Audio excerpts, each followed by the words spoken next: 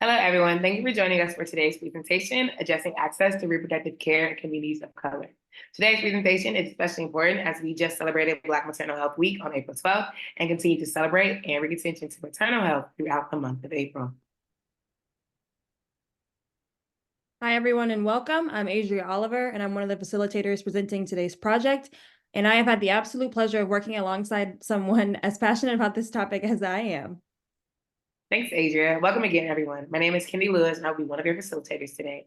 I think it goes without saying that I am passionate about this project, not only because it deals with my hometown, Los Angeles, California, but because it is strategically designed to educate women of color that have not been given the privilege of equitable and safe reproductive care. So for a quick overview, we're going to start off with historical significance, and then we'll go into solving the problem, the design of the problem, budget, goals, and then discussing stakeholders. So women of color have suffered at disproportionate rates against their white counterparts when it comes to seeking reproductive care.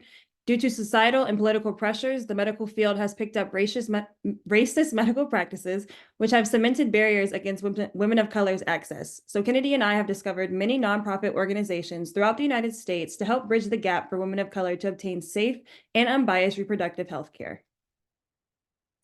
Historically, women of color have suffered numerous barriers to reproductive health, one of them being access to healthcare. Healthcare coverage is essential for future mothers as coverage dictates how easily and how often they receive healthcare services. According to the March of Dimes 2020 report, between the years 2020 to 2022, the healthcare industry saw an increase in women of color covered under Medicare in Los Angeles. While this is a step in the right direction, we must remember that the Affordable Care Act and Medicaid only cover basic and emergency needs of patients within a specific network. For those that require more than a minimum hospital visits, they will need to purchase a Medicare gap plan to cover remaining costs. This provides another barrier to access because if a woman cannot afford her co-payments, how can she afford an additional medical plan? Medicare also contributes to another barrier of access as participants cannot sign up for the proper plan if they are unknowledgeable of how Medicare operates. As the insurance requires you to buy coverage in parts, it adds another level of confusion for participants who are already struggling to receive care. Our goal is to dismantle these barriers of care with the assistance of Black Women's Wellness in Los Angeles. So for a background on the BWWLA, Black Women for Wellness is an organization based in Los Angeles, California that helps Black women learn, advocate, and protect their reproductive rights. With the location precision in their mission statement that talks about dedicating their resources and funds to Black women in the area's health, education, and well-being, we've decided to collaborate with the BWWLA and implement a health needs assessment. In order to address the needs of women of color in Los Angeles, we will partner with Black Women Wellness Los Angeles. The project will directly affect the organization's reproductive justice program in 3 phases. Year 1, we will administer an HNA to active members of the program in order to gain insight on the actual needs of those continuously engaging with the organization. In year 2, the information collected from the HNA will be used to inform a culturally responsive curriculum that the organization will utilize for all training, summits, and events surrounding reproductive justice.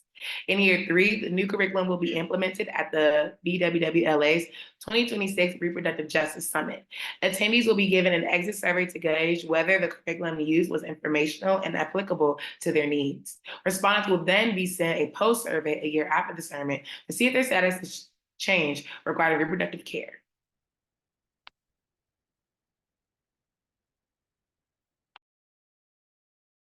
When Kennedy and I created the budget for our program, we wanted to comply with the state of California's pay scale. So most of the expenses that are listed also include costs from hiring a curriculum developer, marketing and IT administrators, facilitators, trainers, and for the Reproductive Justice Conference, and any other technology needs along the process. There are lower costs to consider as well, such as the operation of the BWWLA office and electrical usage of their building.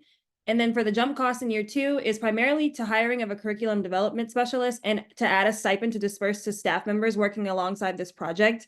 And year 3's increase is due to the need for hiring facilitators, facilitator training, and hosting the Black Women for Wellness Annual Reproductive Justice Summit.